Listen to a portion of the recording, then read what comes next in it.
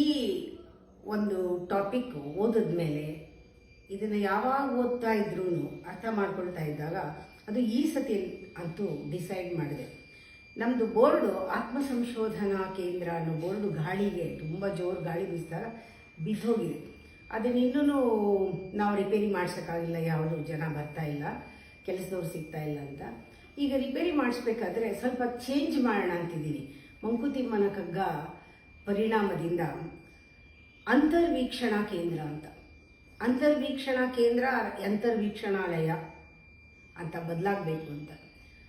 ಅಂದರೆ ಇದು ಆ್ಯಕ್ಟ್ ಆಗಿದೆ ಅಂತ. ಇವತ್ತಿನ ಒಂದು ಸತ್ಸಂಗ ಬಹಳ ಚೆನ್ನಾಗಿದೆ, ನನಗೆ ತುಂಬ ಹತ್ತಿರವಾಯ್ತಿದು. ನಮ್ಮ ಅನುಭವಗಳು ದೇಹದಿಂದ, ಇಂದ್ರಿಯಾನುಭವ ಬಹಳ ತಾತ್ಕಾಲಿಕವಾದದ್ದು. ನಾವು ನೋಡೋದು, ಕೇಳೋದು, ಮೂಸೋದು, ಮುಟ್ಟೋದು ಎಷ್ಟು ಸತಿ ಅಂದ್ಕೊಳ್ತೀವಿ ಈ ಕ್ಷಣ ಇದ್ದಿದ್ದು ಇನ್ನೊಂದು ಕ್ಷಣ ಇರಲ್ಲ, ಅನುಭವ ಹೊರಟೋಗುತ್ತೆ. ಬರೀ ಮೇಲ್ಮೇ ಅನುಭವಗಳು. ನಮ್ಮ ಮನಸ್ಸು ಕೂಡ ಅಷ್ಟೇ ಬಹಳ ಚಂಚಲ. ಮನಸ್ಸಲ್ಲಾಗಿದ್ದ ಅನುಭವನೂ ನಿನ್ನೆ ಇದ್ದಂಗೆ ಇವತ್ತಿಲ್ಲ, ಇವತ್ತಿದ್ದಂಗೆ ನಾಳೆ ಇಲ್ಲ. ಬರೀ ಮನಸ್ಸಲ್ಲಿ ಬದುಕಿದವ್ರನ್ನ ನಂಬಕ್ಕೆ ಸಾಧ್ಯ ಇಲ್ಲ. ಇಂದ್ರಿಯಗಳಲ್ಲಿ ಬದುಕೋರು ಓಕೆ, ಆ ಮೊಮೆಂಟ್ಗಾದ್ರೂ ಅವರು ಉಚಿತ, ಆದರೆ ಪರವಾಗಿಲ್ಲ ಅನಿಸುತ್ತೆ. ಆದರೆ ಮನಸ್ಸು ತಿಕ್ಕಲು ಅಂತಾರೆ. ಆ ಚಂಚಲವಾದ ಮನಸ್ಸಿನ ಅನುಭವಗಳು ಕೂಡ ಯಾವುದು ಅವ್ರೊಳಗೆ ಇಳಿದಿಲ್ಲ, ನಾವು ಒಳಗೆ ತಗೊಂಡ್ರೆ ಹುಚ್ಚರಷ್ಟೇ. ಕೆಲವರು ಬುದ್ಧಿ ವಿಪರೀತ ಉಪಯೋಗಿಸ್ತಾರೆ, ಅದು ಚಾಣಚಕ್ಯತನ, ಕನಿಂಗ್ನೆಸ್ಸು, ಅದು ಸಮಯ ಸಂದರ್ಭ, ಸಮಯಕ್ಕೆ ಸರಿಯಾಗಿ ಕತ್ತೆ ಕಾಲು ಹಿಡಿ ಅಂತಾರಲ್ಲ ಆ ಥರ. ಅವ್ರಿಗೇನೋ ಒಂದು ಲಾಭ ಆಗಬೇಕಾಗಿರುತ್ತೆ, ಅವರು ಈ ಥರ ಬುದ್ಧಿ ಉಪಯೋಗಿಸೋದು. ಅದು ಕೂಡ ಅಷ್ಟು ಅದರಲ್ಲಿ ಅನುಭವಾಮೃತ ಇಲ್ಲ, ಅದು ಟಚ್ ಆಗಲ್ಲ.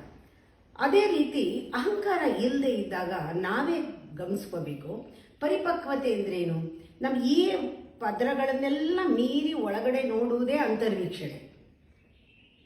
ಇಲ್ಲದೆ ಇದ್ರೆ ನಾವು ಬಹಳ ಬ್ಯುಸಿ ಬೇರೆಯವ್ರನ್ನ ನೋಡೋದ್ರಲ್ಲಿ, ನಮ್ಮನ್ನು ನಾವು ನೋಡ್ಕೊಳ್ಳೋದೇ ಇಲ್ಲ.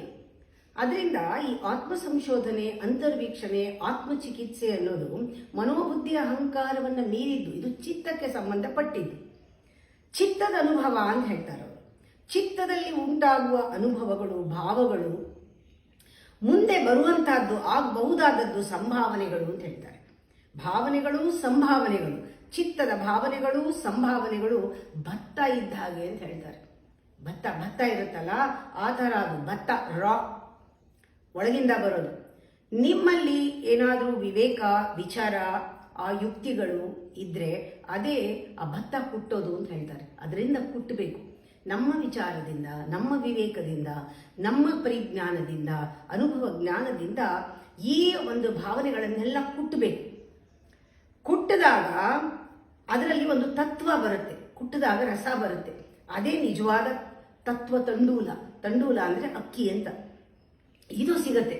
ಈ ಅಕ್ಕಿ ಅನುಭವದಿಂದ ಭತ್ತ ಕುಟ್ಟಿ ಬಂದಂಥದ್ದು. ಈ ಅಕ್ಕಿ ರೆಡಿಮೇಡು ಮನೆ ಬಾಗಿಲಿಗೆ ತರಿಸ್ಕೊಂಡಿದ್ದಲ್ಲ. ನಾವು ಪ್ಯಾಕೆಟ್ ಫುಡ್ ತರ್ತೀವಲ್ಲ ಹಾಗಲ್ಲ, ನಾವೇ ಭತ್ತ ಕುಟ್ಟಿ ತೆಗ್ದಿದ್ದ ಪ್ರಿನ್ಸಿಪಲ್. ಅಂದರೆ ಇನ್ನು ಮಿಕ್ಕಿದ ನಾಲೆಡ್ಜ್ ಎಲ್ಲ, ಇನ್ನು ಮಿಕ್ಕಿದ ವಿಚಾರಗಳೆಲ್ಲ ಎಲ್ಲನೂ ಮ್ಯಾಗ್ಝೈನಲ್ಲಿ ಸಿಕ್ಕೋದು, ಪುಸ್ತಕದಲ್ಲಿ ಸಿಕ್ಕೋದು, ಅವ್ರಿವ್ರು ಹೇಳಿದ್ದು ಕೇಳಿದ್ದು ಎಲ್ಲ ಮೇಲ್ಮೇಲೆ ಬಂದು ಹೊರಟೋಗುತ್ತೆ. ಅದು ನಾವೇ ಬೇಕು ಅಂತ ಪರಿಪಾಕವಾಗಿ ನಾವು ಆ ವಿಚಾರಗಳ ಭಾವಗಳನ್ನೆಲ್ಲ ಹಾಕಿ ಕುಟ್ಟಿ ಅದನ್ನು ತೆಗೆದಂತಹ ಭತ್ತ ಕುಟ್ಟಿ ತೆಗೆದಂತಹ ಆ ಪ್ರಿನ್ಸಿಪಲ್ ತತ್ವ, ತಂಡೂಲ ಅಂತ ಹೇಳ್ತಾರೆ, ಅದು ದೊರೆಯುತ್ತೆ. ಅದು ವಿವೇಚಿತ ತತ್ವ. ಅದು ವಿವೇಚಿತ ತತ್ವ. ಇದನ್ನು ಊಟ ಮಾಡು, ಇದು ನಿತ್ಯ ಭೋಜನ ಮಾಡು ಅಂತ DVG ಅವರು ಹೇಳ್ತಾರೆ. ಅಂದರೆ ಎಷ್ಟು ಚೆನ್ನಾಗಿ ಗೈಡ್ ಮಾಡಿದ್ದಾರೆ ಅಂದರೆ ಅಂತರ್ವೀಕ್ಷಣೆ ಬೇಕೇ ಬೇಕು. ಚಿತ್ತಾನುಭವ, ಭಾವ, ಸಂಭಾವನೆಗಳೆಲ್ಲ ಭತ್ತ. ಅದನ್ನು ವಿಚಾರಯುಕ್ತಿಗಳಲ್ಲಿ ಕುಟ್ಟಿ ತತ್ವ ತಂಡೂಲ ದೊರೆಯುವುದು, ಅದು ವಿವೇಚಿತ ತತ್ವ. ನಿತ್ಯ ಭೋಜನ ನಮಗೆ ಮಂಕುತಿಮ್ಮ ಅಂತ. ಇದನ್ನು ಎಷ್ಟು ಚೆನ್ನಾಗಿ ಹೇಳಿದ್ದಾರೆ. ಭತ್ತ ಅಂತ ಹೇಳ್ತಾರೆ.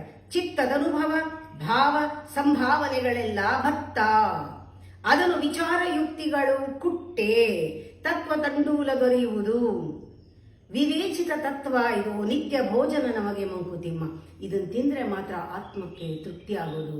ಸುಮ್ಮನೆ ಅವರು ಹೇಳಿದ ವಿಚಾರ ತಗೊಂಡು ಮೆಲ್ಕು ಹಾಕ್ಕೊಂಡು ತಲೆ ಕೆಡಿಸ್ಕೊಂಡು ಅದ್ರ ಬಗ್ಗೆ ಗಾಸಿಪ್ ಮಾಡೋದ್ರಿಂದ ನಮ್ಮ ವಿಷ ಉಂಟಾಗುತ್ತೆ, ನಮ್ಮಲ್ಲಿ ಎಲ್ಲ ಶಕ್ತಿಗಳೆಲ್ಲ ಹೊರಟೋಗುತ್ತೆ. ಇದಕ್ಕೆ ಅನುಗುಣವಾಗಿ ಹೇಳ್ತಾರೆ ನಿನಗೆ ಏನು ಬೇಕು ಅಂತ. ನಮಗೆ ಆತ್ಮದ್ದು ಸಮಾಧಾನ ತೃಪ್ತಿ ಬೇಕಾ? ಆತ್ಮ ಸಂಶೋಧನೆಯಿಂದ ಸಿಕ್ಕೋದು ಅಥವಾ ಅಂತರ್ವೀಕ್ಷಣೆಯಿಂದ ದೊರಕುವಂತ ಅಂತಸತ್ವ ಅದರ ಒಂದು ಜ್ಞಾನ ಬೇಕಾ? ಇಲ್ಲದೆ ಇದ್ರೆ ನಮಗೆ ಪಾರಿತೋಷಕ ಬೇಕಾ? ಬೇರೆಯವ್ರು ಕೊಡೋ ಸರ್ಟಿಫಿಕೇಟ್ ಬೇಕಾ? ಪದ್ಮಭೂಷಣ ಬೇಕಾ? ಏನ್ ಬೇಕು ನಮಗೆ? ಎಲ್ಲರೂ ರೆಕಗ್ನೈಸ್ ಮಾಡ್ಬೇಕಾ? ಚಪ್ಪಾಳೆ ತಟ್ಟಬೇಕಾ? ಎಲ್ಲರೂ ನೀನ್ ಏನ್ ಮಾಡಿದ್ಯಾ ಅಂತ ಎಲ್ರಿಗೂ ಊರಿಗೆಲ್ಲ ಗೊತ್ತಾಗ್ಬೇಕಾ? ಪ್ರಪಂಚಕ್ಕೆ ತಿಳ್ಕೋಬೇಕಾ? ನಿನಗೇನ್ ಬೇಕು ಅದು ಬಹಳ ಮುಖ್ಯ. ಅದು ಏನ್ ಬೇಕೋ ಅಲ್ಲಿಂದ ನಾವು ಶುರು ಮಾಡ್ತೀವಿ ನಮ್ಮ ಸಾಧನೆಗಳೆಲ್ಲ.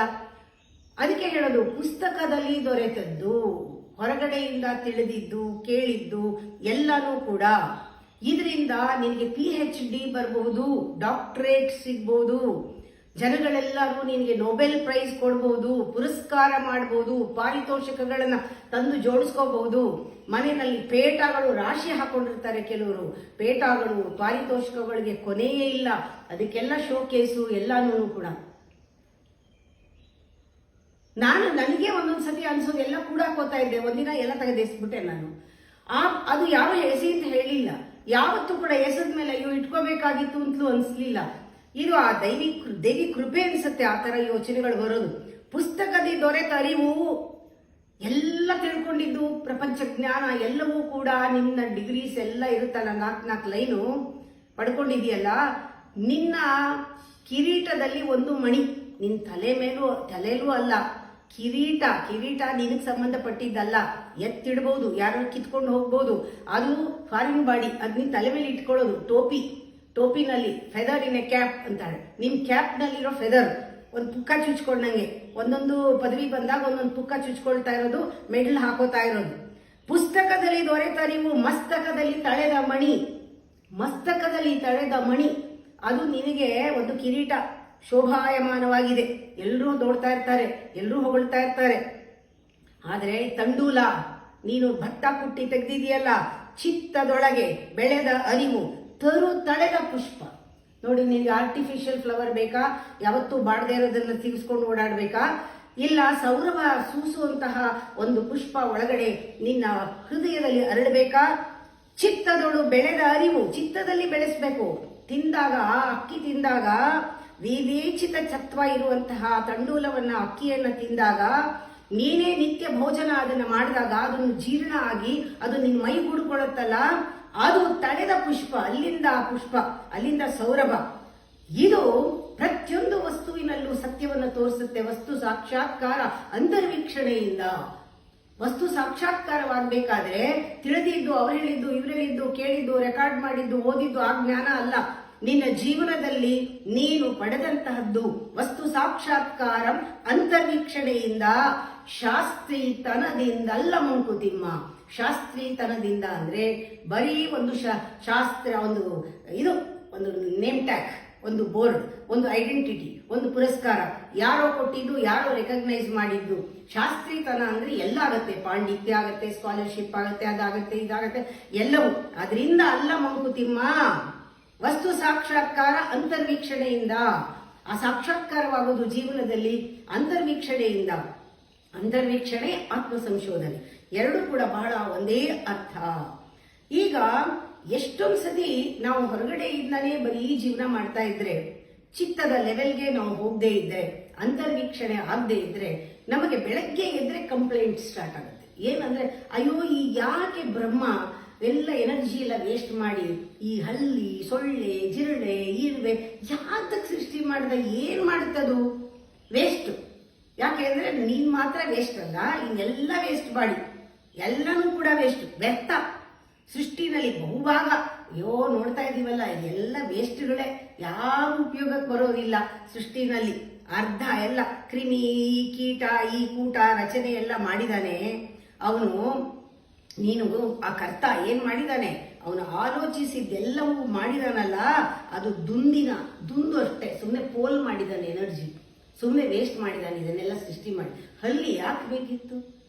ಪ್ರಾಣಿ ಯಾಕೆ ಬೇಕಿತ್ತು? ಸೊಳ್ಳೆ ಯಾಕೆ ಬೇಕಿತ್ತು ಅಂತ ನೀನು ಮಾತಾಡಿದ್ರೆ, ನಿನ್ನ ದೃಷ್ಟಿ ಅರ್ಧ ದೃಷ್ಟಿ ವಿವರ ಇದು. ನೀನು ಪೂರ್ತಿ ದೃಷ್ಟಿ ಅಲ್ಲ. ನಿಂಗೆ ಒಳ್ಳೆ ಮೀನ್ ಬೇಕು, ಮೀನ್ ಸಾರು ಬೇಕು. ಮೀನ್ ತಿಂದಿನ ಹುಳ ಮೀನ್ ಬೇಡವಾ? ಮೀನು ಹುಳ ತಿಂದೇ ನಿನಗೆ ಆಹಾರ ಕೊಟ್ಟದ್ದು, ಅದನ್ನ ಬಿಟ್ಬಿಡ್ತೀಯ. ವ್ಯರ್ಥವೆಂದಿನಿಪುಲದಲ ಸೃಷ್ಟಿಯಲ್ಲಿ ಎನಿಪ ಸಕಲವು ಸೃಷ್ಟಿಯಲ್ಲಿ ಬಹುಭಾಗ ಅರ್ಥವೇಂ ಕ್ರಿಮಿ ಕೀಟ ಕೂಟ ರಚನೆಯಲ್ಲಿ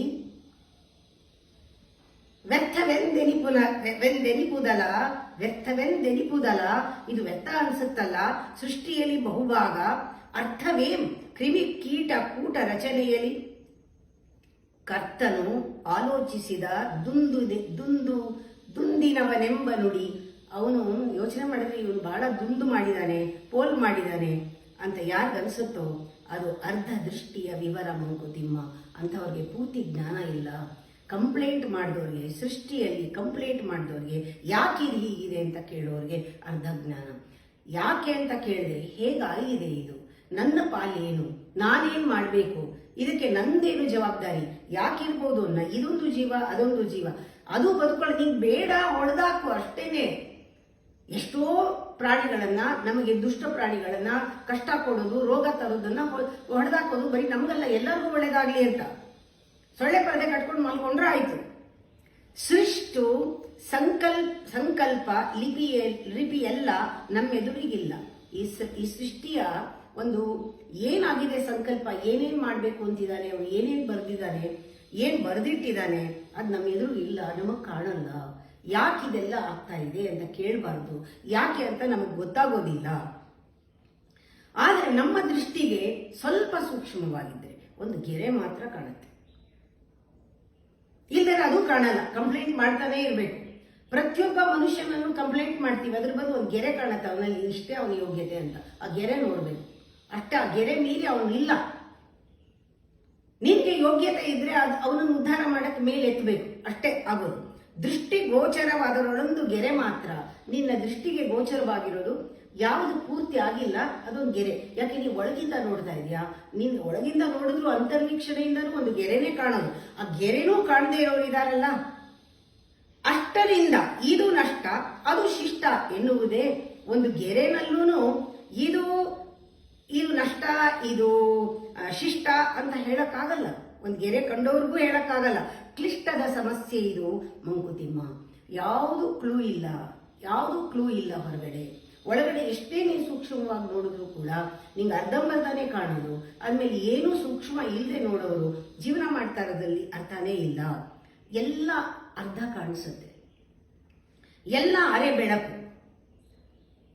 ಒಂದ್ಸತಿ ಬೆಳಕು, ಒಂದ್ಸತಿ ಕತ್ಲು, ಬೆಳಕಿದ್ದಿದ್ದು ಕತ್ಲು, ಕತ್ಲಿದ್ದಿದ್ದು ಬೆಳಕು, ಅರೆ ಸುಳಿವು, ಎಲ್ಲ ಚೂರೇ ಗೊತ್ತಾಗತ್ತೆ. ಅರೆ ತಿಳಿವು, ಅರೆ ಬೆಳಕು, ಅರೆ ಸುಳಿವು, ಅರೆ ತಿಳಿವು. ಎಲ್ಲಿ ಪರಿಪೂರ್ಣವೋ, ಯಾವಾಗ ಪರಿಪೂರ್ಣ, ಇದನ್ನ ತಿಳ್ಕೊಳ್ಳೋವರೆಗೂ ಪರಿಪೂರ್ಣ ಇಲ್ಲ. ಯಾವುದನ್ನ ಅರೆ ಎಲ್ಲ ಅರ್ಧರ್ಧ ಕಾಣ್ತಾ ಇದೆ, ಮಾಯೆ ಇದು ಪೂರ್ತಿ ನೋಡಕ್ಕಾಗಲ್ಲ. ನನ್ನ ಕಣ್ಣಿಗೆ ಇಷ್ಟೇ ಯೋಗ್ಯತೆ ಇರೋದು, ನನ್ನ ಕಣ್ಣನ್ನು ಮೀರಿದ ಒಂದು ದೃಷ್ಟಿಯನ್ನ ನಾನು ಬೆಳೆಸ್ಕೋಬೇಕು.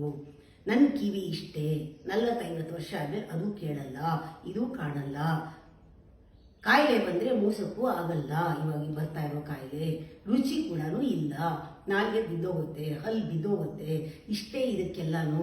ಇದನ್ನ ನಂಬ್ಕೊಂಡು ಜೀವನ ಮಾಡ್ತಿದ್ದೀನಲ್ಲ ನಾನು, ಇದಕ್ಕಿಂತ ಹೆಚ್ಚಿಂದಿದೆ. ಎಲ್ಲಿ ಅರೆ ಬೆಳಕು, ಅರೆ ಸುಳಿವು, ಅರೆ ತಿಳಿವುಗಳಲ್ಲಿ ಎಲ್ಲಿ ಪರಿಪೂರ್ಣವೋ, ಪರಿಪೂರ್ಣ ಅದ್ರಲ್ಲಿ ಇಲ್ಲ.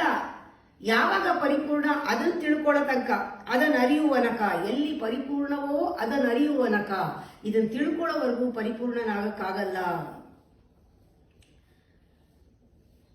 ಸೊಲ್ಲಿಸುವರಾರು ಹೇಳೋರು ಯಾರು? ಈ ಸೃಷ್ಟಿಯ ಪೇಟೆ ಒಳಗೆ ಅದರ ಗುಟ್ಟು ಏನ್ ನಡೀತಾ ಇದೆ ಅಂತ ಹೇಳೋರು ಯಾರು? ಎಲ್ಲ ಬಾಳು ಮಿಸ್ಟ್ರಿ, ರಹಸ್ಯ ಬಗ್ಗುತಿ. ಮಿಸ್ಟ್ರಿ, ರಹಸ್ಯ ಅಂತ ಹೇಳ್ತಾರೆ. ಅದರಿಂದ ನಾವು ಅಂತರ್ವೀಕ್ಷಣೆ ಇದ್ರೂ ಕೂಡ, ಎಷ್ಟು ಜ್ಞಾನ ಇದೆ ಅದನ್ನೂ ಮೀರಿದ್ರೂ ಕೂಡ, ಜ್ಞಾನವೆಲ್ಲ ಮುಗಿದೋದ್ರೂ ಕೂಡ mystery ಉಳ್ಕೊಂಡೇ ಉಳ್ಕೊಳ್ಳುತ್ತೆ. When you become zero, the mystery remains. ಯಾವಾಗಲೂ ಅಂತರ್ವೀಕ್ಷಣೆಯಲ್ಲಿ ಅದು ಗೊತ್ತಾದರೆ ಅದೇ ಪರಿಪೂರ್ಣ ಜ್ಞಾನ. ಯಾವುದು ತಿಳ್ಕೊಳ್ಳೋಕ್ಕಾಗಲ್ಲ, ಎಲ್ಲ ಅರ್ಧಂಬರ್ಧನೇ ತಿಳಿಯೋದು ಮೇಲೆ. ಇದು ಒಂದು ರಹಸ್ಯ. ಆ ರಹಸ್ಯ ಬಿಡಿಸ್ತಾ ಬಿಡಿಸ್ತಾ ಬಿಡಿಸ್ತಾ ಬಿಡಿಸ್ತಾ ಬಿಡಿಸ್ತಾ ನಾವೇ ರಹಸ್ಯ ಆಗ್ಬಿಡ್ತೀವಿ. You become that mystery. ಅಂತರ್ವೀಕ್ಷಣೆ, ಆಗ ಅದು ಸಾಕ್ಷಾತ್ಕಾರವಾಗುವುದು. ಅಲ್ಲಿವರೆಗೂ ಅಂತರ್ವೀಕ್ಷಣೆಯಿಂದಲೇ ಸಾಕ್ಷಾತ್ಕಾರ. ಇದಕ್ಕೆ ಇದು ನನಗೆ ಬಹಳ ಹತ್ತಿರವಾದ ಶ್ಲೋಕ. ಪುಸ್ತಕದಿ ದೊರೆತರಿವು ಮಸ್ತಕದಿ ತಳೆದ ಮಣಿ, ಚಿತ್ತದೊಳು ಬೆಳೆದರಿವು ತರು ತಳೆದ ಪುಷ್ಪ, ವಸ್ತು ಸಾಕ್ಷಾತ್ಕಾರ ಅಂತರ್ವೀಕ್ಷಣೆಯಿಂದ, ಶಾಸ್ತ್ರಿತನದಿಂದಲ್ಲ ಮಂಕುತಿಮ್ಮ.